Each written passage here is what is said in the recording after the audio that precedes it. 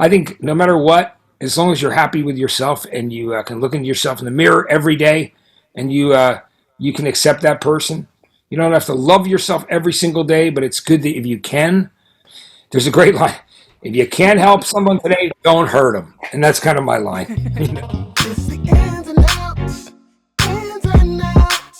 with Mackie. Hi, I'm Jamie Hernandez, and this is the Ins and Outs with Mackie, a show about awesome gear and awesome people. We'll be bringing you musicians, engineers, podcasters, streamers, and sometimes the occasional Mackoid. If you're new to the show, make sure to hit that subscribe button on your favorite platform to get all the latest Mackie updates as soon as they are out. So our guest today is known as the human encyclopedia of music knowledge. You might recognize him as one of the most memorable TV hosts, personalities, and video DJs on MTV, VH1, and so much more. He worked as a VP for Columbia Records and continues to host popular shows and segments, including his most recent projects, In a Lonely Place and New and Improved, which benefits the Music Cares Foundation. Here to tell us about it all and more is Matt Pinfield. Hey, Jamie, how are you? I'm wonderful. So honored to have you here, Matt. Thank you for joining us. Oh, it's my pleasure. It really is. It's great. I got to get up towards Seattle again, where the headquarters are for Mackie sometime soon, and come visit. Definitely. We would love to have you here. So let's go ahead and start at the beginning. You're known as an American music personality. What does that entail, and how does someone even begin to go down that road? For me, it was one of those things where I guess I consider myself very lucky that I became known for what my love and passion that I've had since I was a child. Because I always wanted to work in music from the time I was a young kid. There were I was like so many other young boys in America that I either wanted to be a rock star or a radio DJ. And I'm sure where others might want to be football players or baseball players. I always knew that I wanted to work in music. I mean, at the time I was about 3 years old, sitting in front of a turntable, rocking back and forth to Beatles and Supremes and Motown 7 inches and British Invasion stuff, when I was a kid. I was fascinated with radio and communication from the time I was very young. And music, has been that thing. I've been so fortunate all these years, to be working in it. I got my first paid radio job after college 37 years ago. And everybody has to start somewhere. So I drove through snowstorms to be a fill-in. I would work holidays, just like anybody else when you're trying to break in. You pay your dues, and I think it builds character. So that's what I would do. But I think the thing is, I just was always so passionate, and I loved the information about artists not only the way records were made, but why there are certain songs, the ideas behind the songs, structure. I mean, I was always, the real way to explain it is I took that all the way into adulthood. I mean, besides, on the radio telling stories and interviewing artists, but doing it on MTV in those early years, I was amazing because when I did A&R and I was signing bands to Columbia Records, I made sure that I took out every single producer that I ever loved and respected a record that they did and picked their brain and found out about how they recorded these songs, where they placed microphones, some of the things that they did for layering sound.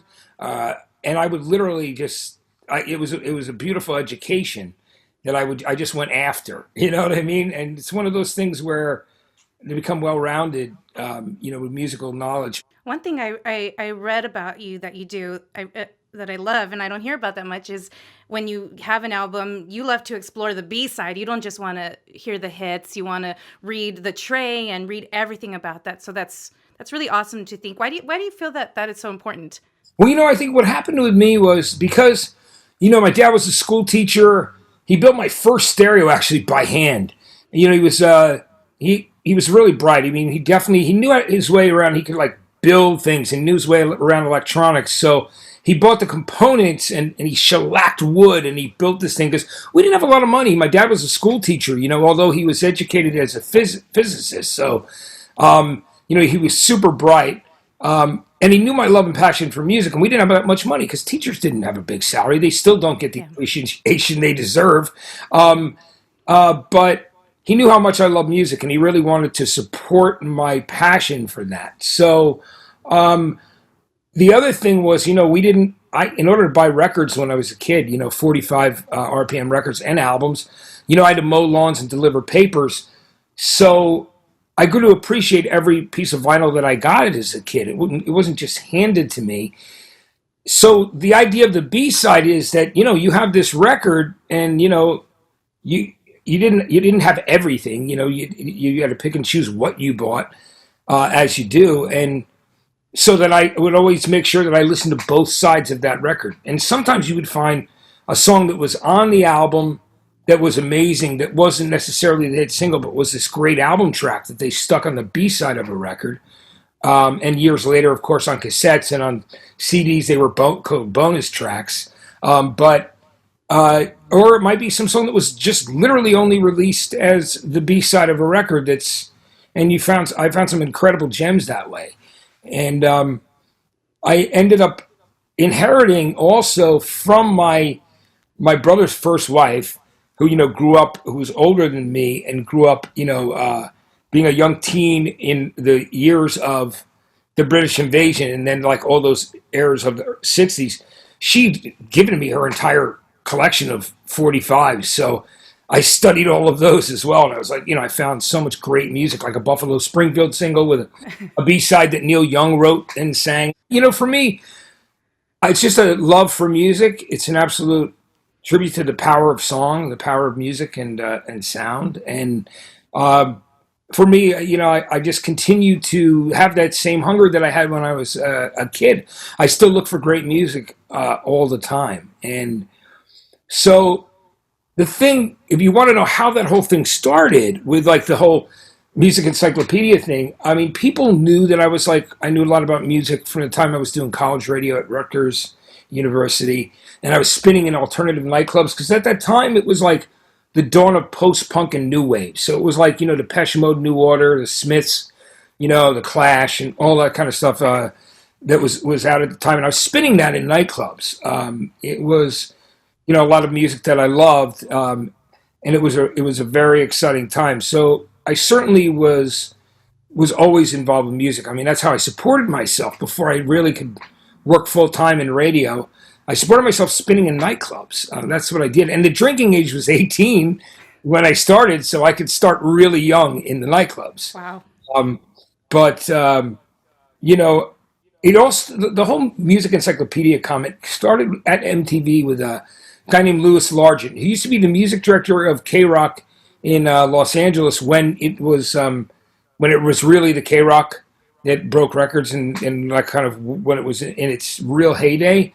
He had worked there, and this guy named Andy Schoen, who was one of the heads of K-Rock, left and became the head of music and talent at MTV. He brought Lewis and Kennedy with him from K-Rock over there, and I became part of the music department when I left running a radio station on the Jersey Shore. But because they were so impressed by my knowledge, we would go out to dinners, right? And, like with an artist, or we go out, like for drinks with somebody, or coffee or whatever. But we go out with artists, and Lewis would always go, "Ask Matt anything about music, anything." And it used to blow people's minds. So bands would come over from the UK and anywhere. So they started calling me the music encyclopedia, and it just stuck from that period of time. And it really helped your career take off, didn't it? It did, and it became one of those things where when the internet was in its infancy, the first thing that I did for MTV, besides when I filled in '93 hosting 120 Minutes with Depeche Mode, then I was hired at the end of '94 to be manager of music programming. Like, I thought when they called me back and they said I did a great job that I was getting that gig, and they invited me up, and I'm Wow. thinking, I think I have to skate 120 minutes maybe. And I get there and they go, Matt, we thought you were great, but we're going to have Lewis do the show, and we'll use you as a fill-in, when he can't do it. But we want you to know my heart sunk into my shoes. Like, oh my God. Because I thought I was going up there to hear I was getting this job. And I remember that day walking down the street, like, really a little bit heartbroken, but I had to go do an interview right away. So I had to pull it together and go, all right, I got to go interview this band from Scotland called the Waterboys. And I was doing a project for Geffen Records. And, but I stayed in touch with them. in the days before before, and I would call the boss there every month and make sure he saw my name on his call sheet. And eventually he said, you know, some people are leaving the music department here at MTV. I wonder if Matt would be interested in it. And that's what happened. There was a couple occupancies. People had left in that, and it was, it was such an incredible position to be in, because those were the 10 people that picked all the music videos on MTV, and it changed careers. I mean, literally, I'd go in there and fight for bands and to get them a buzz clip Buzz clips. Yes. for those. And Yes. I would see people's careers jump, and it was such a great thing to do, and we really, cared about it. But I got the opportunity to go work there, and I was running a radio station on the Jersey Shore, an alternative commercial station, one of the first 13 in the U.S. That was kind of like the end in Seattle, where you guys are, or K-Rock in L.A. Yeah. And I'm running the station, but it's in a little, it's this great place, and I have complete, programming freedom. It's not a corporate station.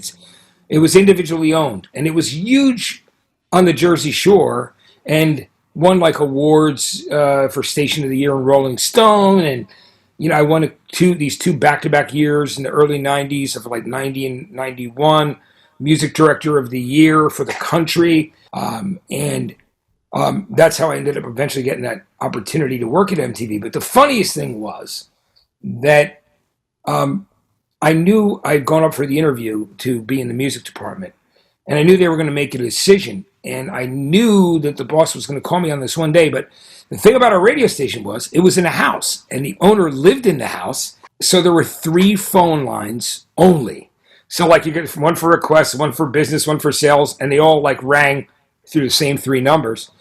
So I'm there one afternoon. I'm like waiting for Andy Schoen to call me from MTV because I know I'm up for this job. And all the lines are busy for hours because the salespeople are on them. And I'm like sitting there going, oh my God, what if he changes his mind? He can't get through. He can't get through. Oh, then forget that guy. I was like freaking out. And eventually he gets through on the phone 2.5 hours later. Phone rings. I guess there was a break. He made the call. He goes, hey, Matt, I've been trying to call you for about 2.5 hours. And I go, oh, Andy, man, I'm sorry. There's only 3 phone lines here at the station. He goes, well, I'll tell you what. Come work for me and with us, and I'll make sure you have more than 3 phone lines. And that was the line.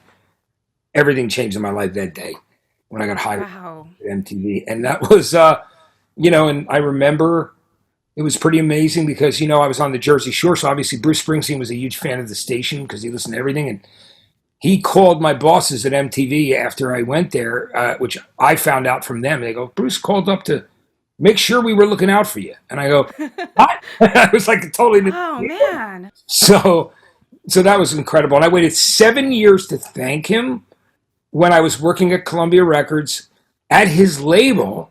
After all that, after going through the MTV years for like 6 years and then doing this TV show called Farm Club and working through Interscope Universal Farm Club in LA, I moved back to New York and worked at Columbia Records and eventually became a vice president of A&R, which is, artists and repertoire, signing artists and making records and overseeing the making of records.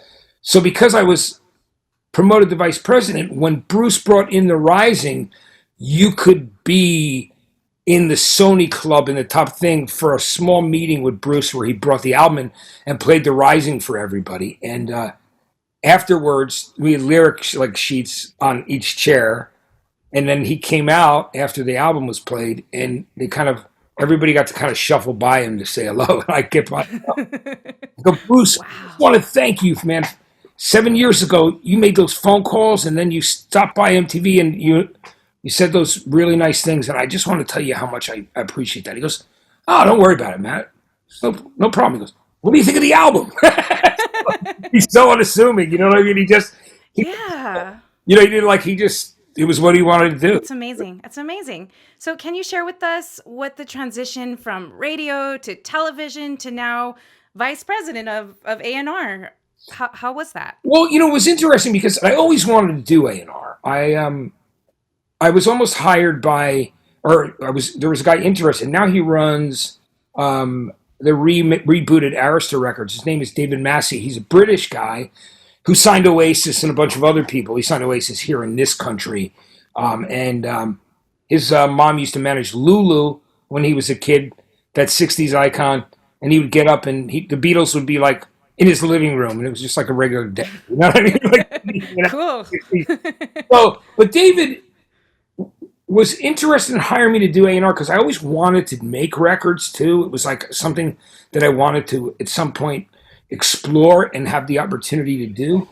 And what I think David was impressed by was when I was running the alternative station and I called up and I said, "This artist Desiree, this song is a hit. It has like a jazz flavor." And you're talking about a record that was it was even before her song "You Gotta Be," which was a huge hit for her. It was like this other jazz song called "Feel So High," and he was like, "How do you? I thought you were an alternative programmer." And I'm like, "No, I listen to all kinds of music." And he just knew I had a great ear, so he had planned on hiring me to do A&R first. But what happened was, it was during the explosion of the boy bands, and I remember his boss, Paul Anthony, asking me, "Well, if there's a band right now, who would you want to sign that's somewhere else?" And I said, "Well, probably Foo Fighters." And I think she wanted me to say In Sync. And no disrespect to those guys. I'm friends with some of the guys in that band. And those guys are great at what they did. They were those guys made great pop records. But I got to say that I ended up. David was really wanted to hire me to make records, but he told me, he goes, "Just can you wait till the next quarter when the new quarter comes out?" And then Jimmy came to me with that gig, and I moved to California. It was funny. I got moved out to LA and then moved back to New York, and I went and did A&R, and I loved having the experience of doing it. And it's really interesting to do that at a major label because there are so many moving parts. There's marketing departments, there's sales, there's so much going on. Man, you get an incredible education on what to do and what not to do, and you realize that everything has to do with timing, public tastes, and sync. It's just there's so much involved in that. And but I mean, I had some hit records, you know what I mean, and I had a great run there until the regime changed, and so 7 years after that, I ended up leaving, and then eventually hosting a morning show in New York City. But I know I've gone around the question a little bit. I think I should give you a little more. You'd asked me like about that transition out of radio, but I stayed on the radio. Here's the really funny thing. When I moved to California, I was on the New York version of K-Rock, which Howard Stern was on in the mornings, but it was an alternative station. And I was doing this show when they changed format to alternative. Howard wanted me to be on the air there, and he had spoken to Steve Kingston, this guy who ran the big top 40 station in New York called Z100, which is still huge there. And he wanted to bring me over. And the guy who was helping them, who ran K-Rock in LA, was like, wanted me to do a 5-day-a-week show, but I couldn't. I was shooting like multiple shows for MTV and shooting M2. So instead, we made an agreement for me to just do like a free-form Sunday night 4-hour show. But when I moved to LA, I kept doing it in Los Angeles from the K-Rock in LA, but pretending I was in New York. So I would go this week in K-Rock at Irving Plaza, like this coast. You know what I mean? It was like I was on the other coast. So, and occasionally I'd fly back for events. You know what I mean? But I was still doing that radio show. So when I came back, I continued to do that radio show while I worked, but I was very ethical. And this is what the deal was. I was also in the music department, like I was at MTV picking videos, like I was when I was music director at my radio station. For K-Rock, I was in those music meetings to pick songs to play. But because of the payola and, all those other laws, whenever a record came up on Columbia, my label, I wasn't allowed to say a word about it. My own or anybody's on the label. I couldn't vote on those records. And there were records of mine that didn't get played. But that's just the way it is, and there were some that did, but I never, ever had a word in it, just because it's also ethical. I mean, it's kind of the way that I look at things anyway, but that was, another experience. I've been very, very fortunate and very blessed to work on kind of every side of the industry, that I'm interested in. So it's been pretty incredible for me. So in 2008, you were honored by the Rock and Roll Hall of Fame for your accomplishments in the music industry. How does it feel to be recognized for your personality? I mean, you're undoubtedly the best interviewer in the world, as I mentioned before we started this. What skills do you think a good host interviewer needs to have to be recognized the way that you are? Well, that's really, that's super kind of you to say. And I don't know that I'm the best, but I know that I'm definitely somebody that I take very seriously what I do. I love what I do.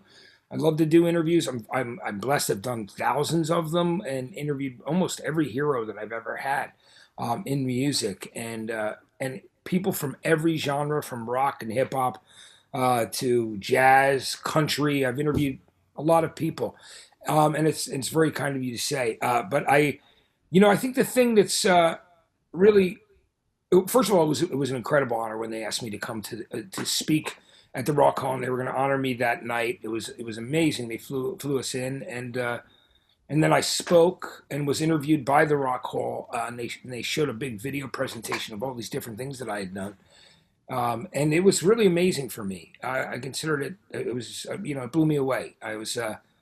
At that period of time, my dad had just passed away, and I'm like, I wish my dad had lived to see this, because Yeah. although he did get to see me do stuff on MTV, and he was actually on MTV, my mom and my dad got to be on this show called, one was called 12 Angry Mothers, 12 Angry Fathers, because there was a show called 12 Angry Viewers, and on Mother's and Father's Day, they brought in like my mom with the Notorious B.I.G.'s mom and Carson Daly's mom, and my dad is there with like Anthony Kiedis' father. It's like, like all this other stuff.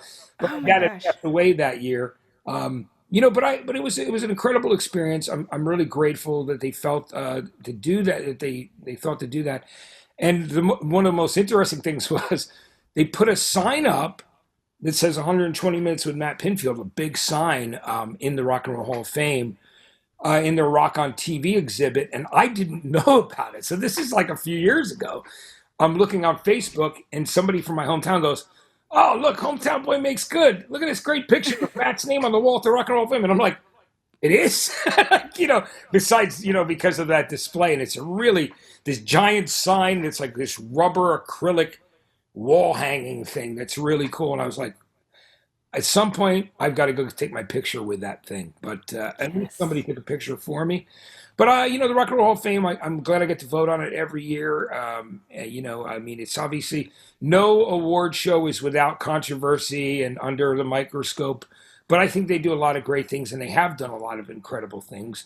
And I love being a part of it, and I'm honored, to be on the wall there. You know. Definitely.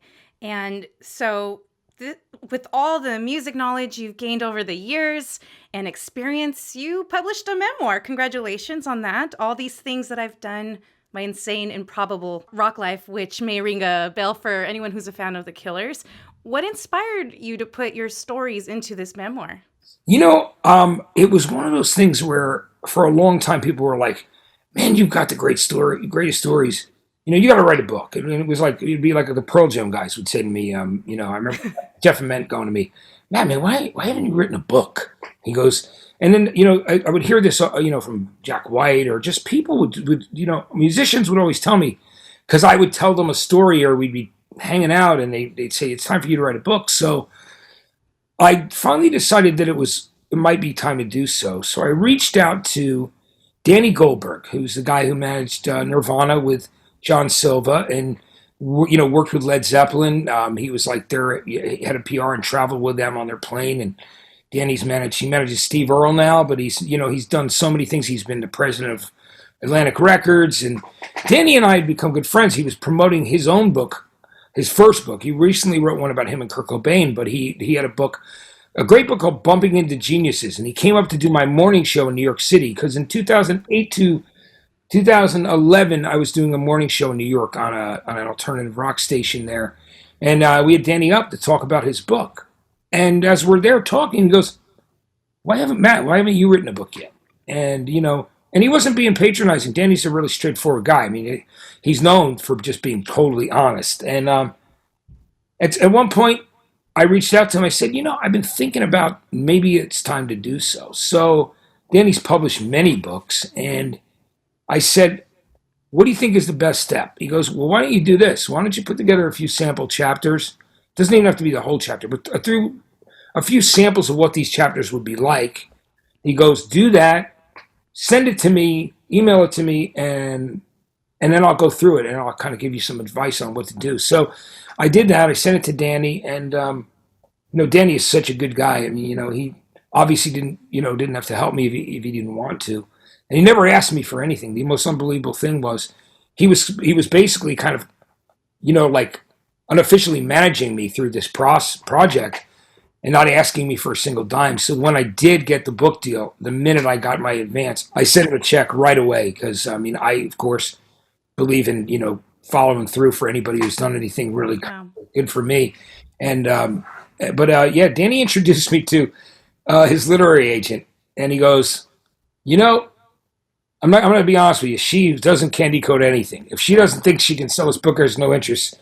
I mean, she's just going to blow it off. I've never heard before, and I'm like, all right. I go, okay, let's see what happens. And then he sent her to her, and she goes, yeah, I think I can sell this book, which was amazing. So she, that was based on the sample chapters. So I ended up getting a book deal with Scribner, which is, Scribner, Simon and Schuster, and I looked at their book, they sent me this thing and said, now you've joined this list of authors: Stephen King, Ernest Hemingway, John Simon. And I'm like, what am I doing on that list? No, I'm just kidding. It's incredible, right? I'm like, what am I doing on that list? But that's okay. I'll take it. And it was incredible. So we did that, and her name was Laura. She was an incredible woman, this woman, Laura. Congratulations. Yeah, thank you. And so she said, Matt, I know you are so busy, like running around doing 80 things. She goes, at the same time, I also know that you have a bit of ADD, which she wasn't wrong. And so she goes, what do you think about having a co-writer? And I said, I think it's a great idea. I said, I could, because I have tons of stories, but even if it's a situation where I put a lot of stuff together on tape and this person organizes it for me and we work together, not a total ghostwriter, but somebody who would actually work together with you writing, and you would really do the work on the thing as a project together, which I ended up doing for a year, working with this writer.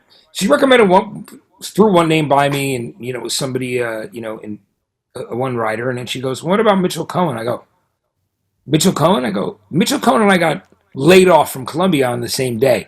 We were both vice presidents of A&R, but his history also was in as a journalist, and wrote, for tons of magazines, Rolling Stone, Cream. I mean, the list goes on and on. Wow. I said, Mitchell's my friend. I mean, that if he's into it, that'd be great. And so she called him, and he said, oh, man, I know Matt well. I goes, we had offices down the hall from each other. He goes, I totally get Matt as a music fanatic and geek like myself. He goes, I'd like to do it. So we made an agreement to write this book, and it took us, close to a year just because there were so many other things going on. But it was really great. And then when it finally came out, I just moved to San Francisco to do a morning show at KFOG, the radio station there.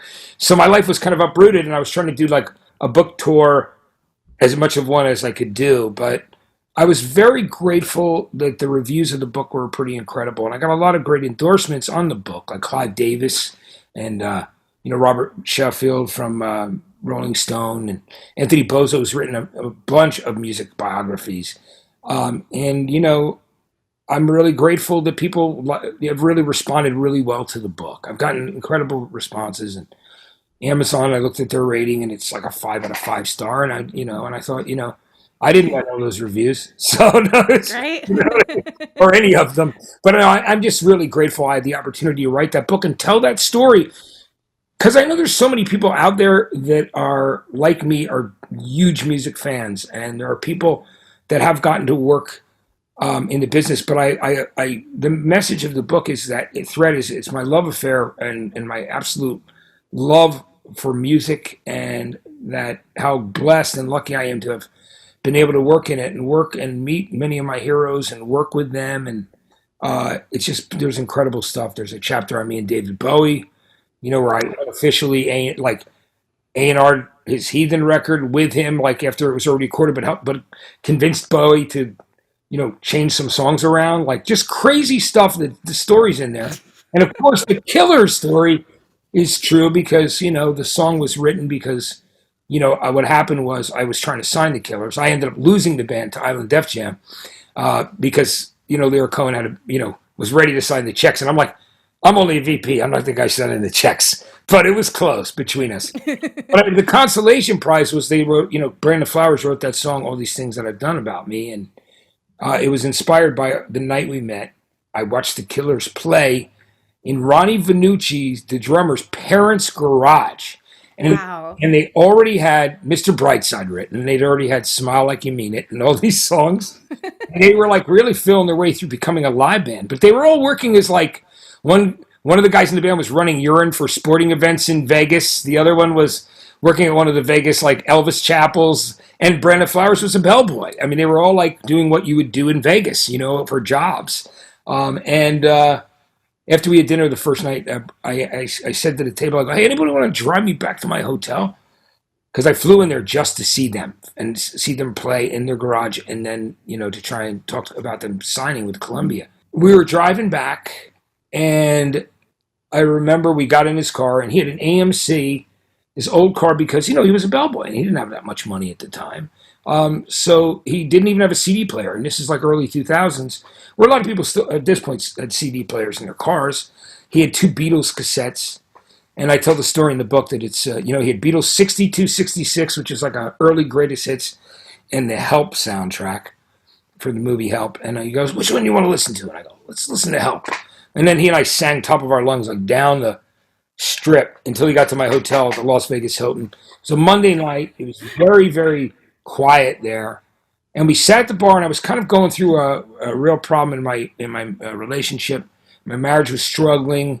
But when I came to Vegas to see them, I was coming directly from Colorado City, Colorado. The U.S. Army had reached out to me and had asked me if I would come and mentor soldiers and spend time with soldiers returning from Iraq and Afghanistan who were musicians or had a love for music. And they put on this program, like a 3-day program, Friday, Saturday, and Sunday, in the Army base in Colorado City, Colorado. And they flew in all these soldiers, and I spent days with them, some wounded, some not wounded, and people that played instruments, and they had they jam sessions and kind of battle the bands and would talk about music, and it meant a lot to the soldiers because a lot of them had obviously watched me on MTV, and so I was part of that, their fabric of growing up where they were familiar with that part of culture. So when the U.S. Army asked me to do it, I was very grateful. I said, of course I'll do it. So they flew me down there, and we started talking about it that night. So Brandon Flowers went home that night, and he wrote All These Things That I've Done. So the line, I've got soul, but I'm not a soldier, which is that unbelievable bridge with the choir singing it, Yes. he took that from my story of mentoring the soldiers. So that's where that comes from in that song.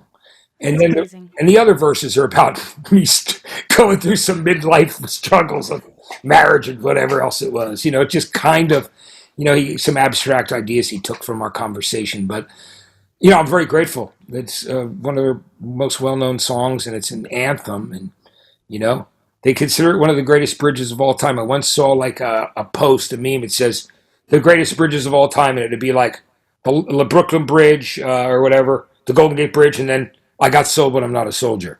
Because it's a lyrical bridge, which was pretty funny. I mean, I saw it, somebody sent it to me, and I'm like, wow, I do think it's an amazing thing. But what was beautiful was I got to cover and do all the interviews from Live 8. I got to go over to the London show, which was the one that was like, I mean, there were great people everywhere, but the London show was like opened with McCartney, with U2, and Wow. everybody from The Who, Pink Floyd's last ever show together, Madonna, Coldplay with Richard Ashcroft from The Verve, The Killers. It was just this incredible show, and I got to do all the interviews backstage there. So I got to watch The Killers perform with this incredible London choir singing that bridge and that whole ending of that song for 150,000 people. And I just said, wow, that's one of those moments you pinch yourself. You're like, holy shit, man. Wow, this all came from that conversation that night. And it was beautiful. So Yeah, That's amazing. so the book's cool, and I think it definitely will help a lot of people. It'll give them some insight into what went on behind the scenes, not only at record companies in that period of time in the you know the 2000s, but also what it was like at MTV and one of MTV's like in their last real musical heyday, which was the 90s. So it and it just and alternative radio too. Also, when alternative radio was born to when it exploded. So all those things are kind of addressed in there from behind the scenes, through my experiences. So it was a great opportunity to write the book. But since I almost got killed a couple of years ago and got hit by that car, I don't know if you heard that story, but I was hit by a car walking across the street in Hollywood, and I was sober at the time, by the way. And I was looking out of the corner of my eye, and all of a sudden I saw a car gunning like 40 miles an hour. This car, I tried to jump out of the way, and it caught my leg, so it snapped my leg in half, and I went up through the windshield with my head, and it tore my head open. The driver finally hit the brakes, and then like I went into it like a bullet, and then spun right off the hood of the car about 15 feet away. Tore my head open, landed on my back and my head, and at that point was in adrenaline shock and could not. I was conscious for the whole thing, but going through the windshield with my head, I don't remember it all because it happened so fast that from the time I saw the car coming out of the corner of my eye and I jumped to when I was spinning off the hood of the car, that's the next thing I remember.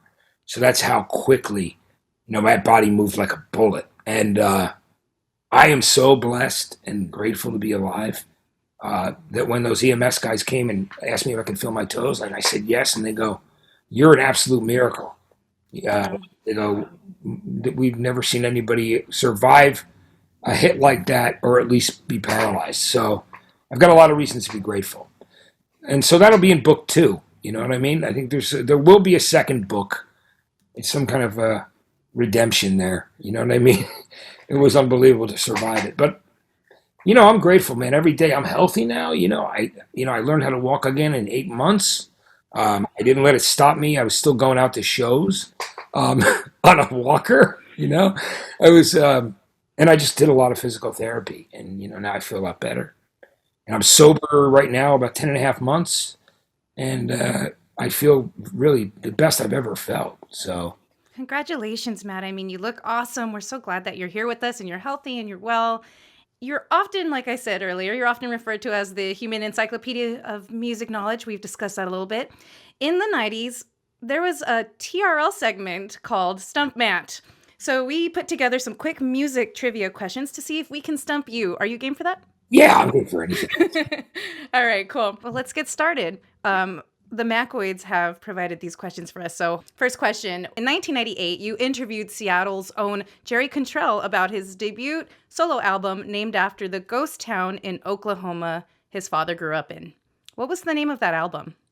Boggy Depot? Got it. You appeared in a documentary film included in Coheed and Cambria's Neverending DVD box set. What was the title of that film? Oh, wow.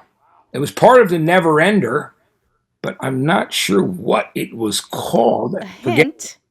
Yeah. Here's your hint. It is a lyric from the song The Willing Well One, Fuel for the Feeding End. It's got to be something that has to do with the first 4 albums. I don't remember the name of the doc, but I am in it. Do you guys like Coheed, by the way? Oh my gosh. You have some big Coheed fans on the line. Oh, and you know what?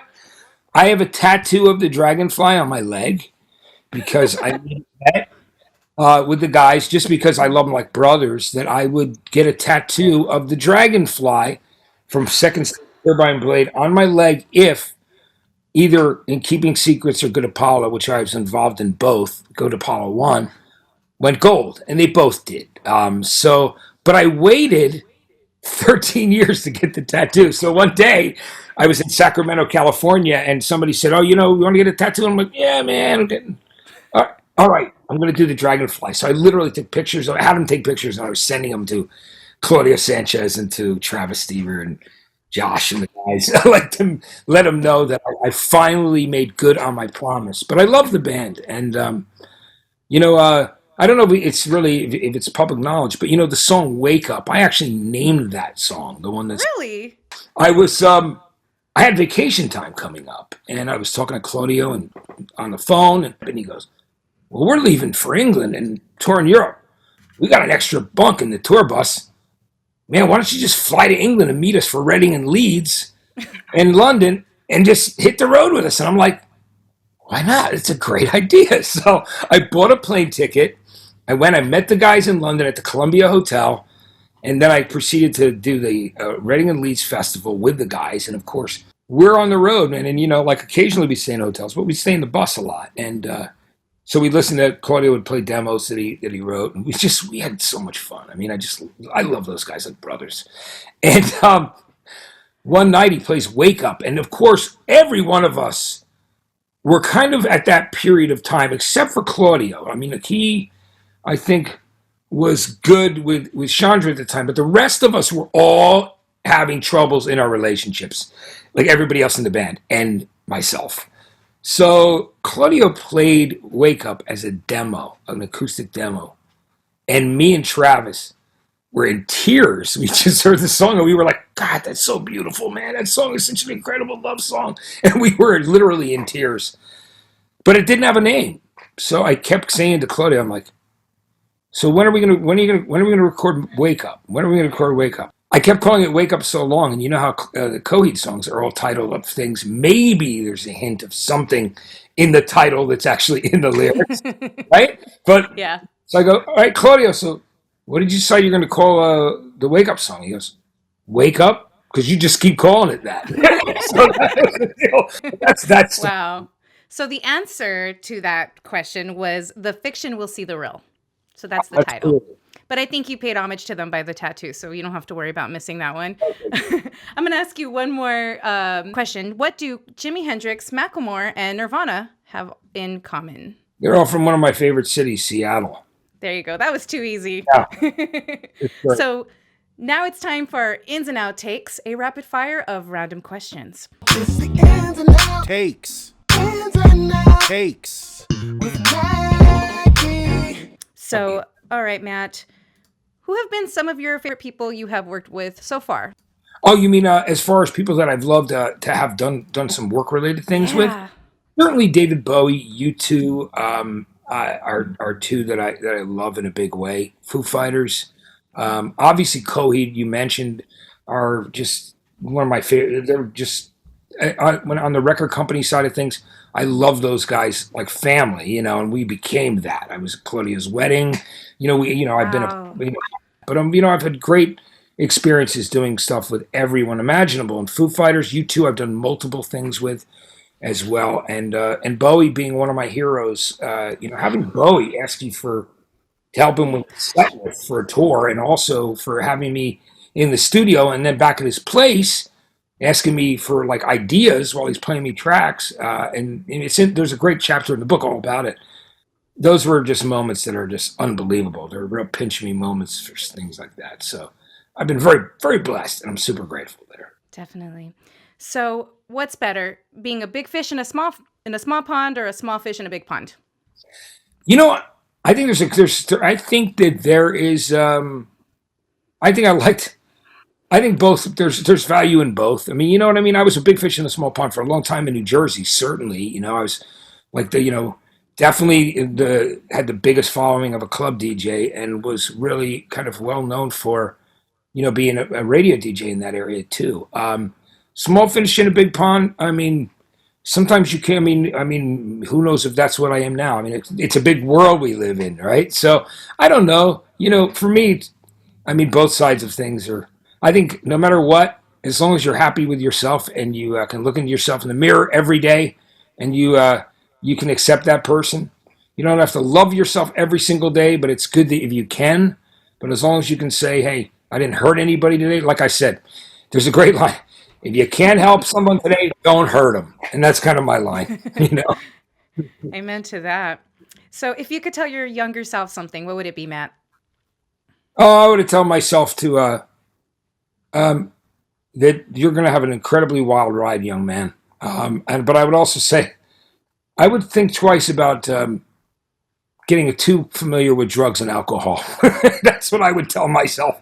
I would tell Matt, that's going to bring you a lot of misery and it's going to bring you a lot of pain. And although it may start out a lot of fun in the earlier part of it, it could take your life and take everything hard that you've worked for. So think twice about that. That's kind of what I would warn myself. I mean, Bruce Springsteen is doing your letter of recommendation. That really says a lot for how you've turned out. So, last question. Who would play you in the movie of your life? Um, that's really hard to say, but because there's a lot of people out there I really like. Um, but somebody told me because I was talking to him and he goes, I joked, I go, dude, I think you need to play me in a movie about my life. And I was telling Bill Burr that, I love that. That's perfect. That's good. And Bill and I are, we're friendly because we've done show stuff together and we get along really good. And he loves rock. And I gave him my book. You know what I mean? Oh, I love Bill Burr. That's awesome. Bill's great. And Judd Apatow, of course, told me he loved my book. And he goes, and I saw him. He goes, Matt, man, I bought your book. He goes, what do you think of it? He goes, I loved it, man. The stories were great. And then Bill was that. awesome in The King of Staten Island. And Judd He's Apatow, great. I love Judd. We were actually supposed to get together and have lunch before the pandemic, and then everything went to what it went to. But Judd would be the ultimate guy to have direct it and to write it. That's awesome. So, is there anything else you want to share? Any final plugs or websites you'd like people to check out your book or follow you on social? Yeah. My book, can be, it's available on Audible. It's not me reading it, sadly. It's the guy who does all the James Patterson books because I was so crazed with 2 syndicated shows, a morning show, and then tracking a night show, all when everything kind of happened at once when the book came out. So I did not get to read the books on CD, which became Audible. But you can buy the paperback or the hardcover version of it through like Amazon or any of the book websites, Barnes and Noble. They all have the book available. And that's a really great thing. I can tell you that I'm going to be, I'm part of this TV show on Amazon Prime called Paradise City, which is about a rock band with some of the cast members are Bella Thorne and that guy Cameron Boyce, the young actor who died of that seizure, which was very sad. The Disney actor, he was a great guy. But it's got cast members of Sopranos, Sons of Anarchy, and Entourage, and I play myself in that show, kind of like I did in Sex and Drugs and Rock and Roll on FX with Dennis Leary. He wrote me into the show in Portlandia. So, Yes. So this show is Taking back MTV.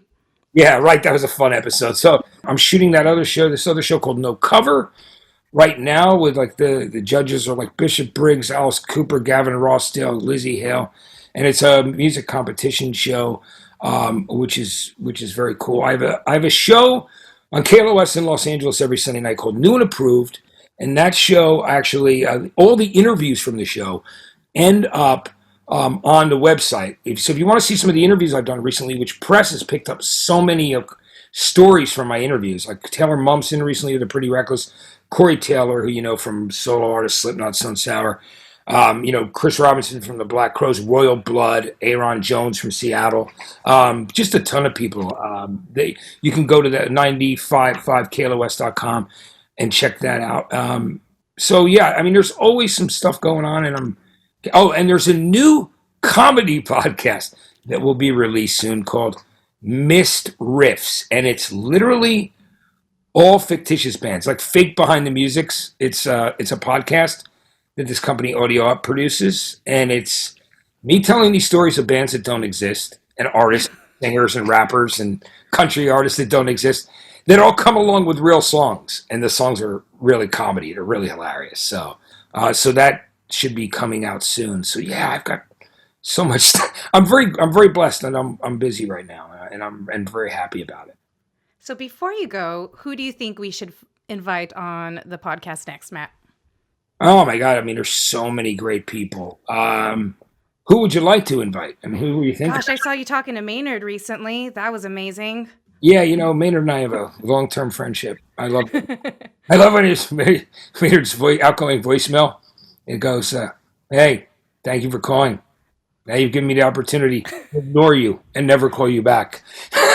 So, I love him, man. That's awesome. Claudio, too. I know that we have a huge team. My fiance's in the back putting his head to the door, I imagine. But a lot of Claudio fans here, too. He would be amazing.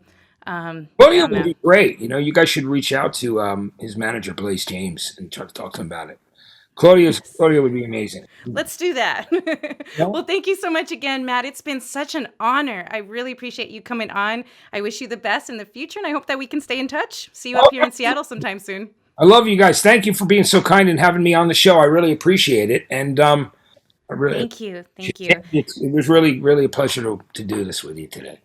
Again, I'm Jamie Hernandez, and this is the Ins and Outs with Mackie, a show about awesome gear and awesome people. We'll be bringing you musicians, engineers, podcasters, streamers, and sometimes the occasional Mackoid. If you're new to the show, make sure to hit that subscribe button on your favorite platform to get all the latest Mackie updates as soon as they are out. Until next time, Mackoids. It's the ins and outs.